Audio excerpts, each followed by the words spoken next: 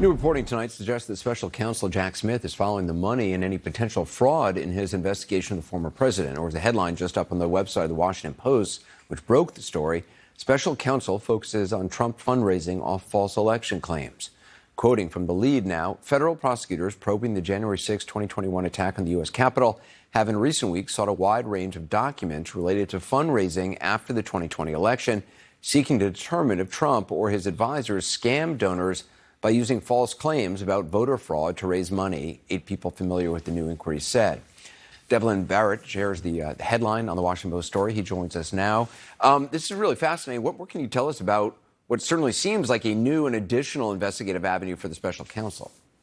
Well, we've known that they were looking, the special counsel's office was looking at this question of was there essentially wire fraud or some sort of fraud in the email fundraisings that went on after the election. What's important here, I think, is we're seeing them drilling down onto this question to ask a very specific question, which is how are these email solicitations, how are they crafted, how are they written, how are they changed and edited, and what were the people making those pitches for money saying to each other about these claims? Because there's one comparison case where you could say that the claims that were being made, the appeals being made for money, were being made by people who in some ways may have known that they were not telling the truth. And that is the real question that prosecutors have to try to answer here.